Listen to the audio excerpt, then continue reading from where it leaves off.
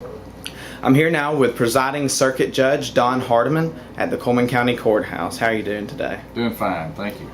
What were your thoughts during the disaster that happened last week and immediately after? Well, I was at home. Former presiding circuit judge Frank Bruner had the foresight to close the courthouse in time for us to all get home and be safe with our families. And I had a good view from my home of the tornado as it came across Cullman, and I could see it. I could see the twin funnels coming down, and I could see the debris flying around. And it was pretty eerie, pretty scary. And I knew from looking at it that it was very serious and that there was quite a bit of damage done.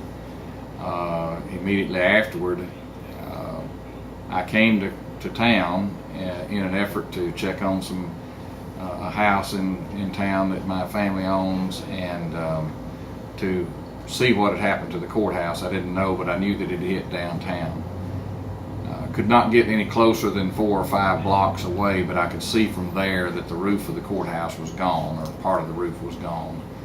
And frankly, driving through town, or trying to drive through town, was just a sickening experience to see it. I grew up here, and suddenly there are no landmarks that pop out at you, and I became disoriented as far as looking at things and trying to figure out what we were looking at. Was just very disorienting and just a sickening feeling, and it really hasn't gone away yet. Now, how has this disaster affected the judicial system of Cullman County, and what are the changes that are going to be made in the coming weeks and months? Well, it's had a profound impact on the judicial system. As you're aware, of course, the courthouse was out of power for over a week before power was restored, and even after that, there were several days before our internet connection was restored so that we could access our files. Most of all of our court files now are kept electronically on servers in Montgomery, and we access those via the internet, and so we could not really function until those were back online. Once we regained that, we began to get wind of the amount of damage done in the courtroom.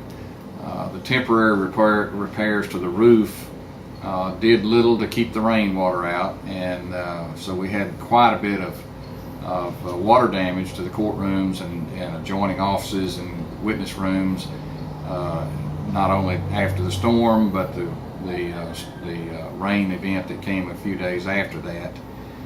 And so it has taken out of commission the large courtroom, our biggest courtroom, and the clerk's office was out of commission on the second floor for several days.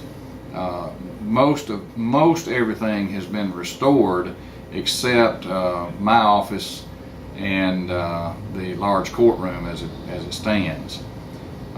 But losing the large courtroom has had a big impact on our court system, because it's the only courtroom we have that's large enough to do jury trials and jury orientation.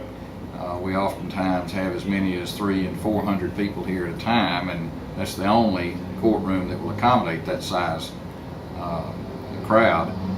And so we've had to decide on making some changes. We've looked at alternative venues and have not really found an acceptable alternative in Cullman yet. We're still looking, and we're trying to devise a plan to change the way we do jury trials that possibly would enable us to use the facilities that we have. Maybe split the dockets in half, split the jury panels in half, that kind of thing, so that we can accommodate a different type of procedure than we've been doing in the past.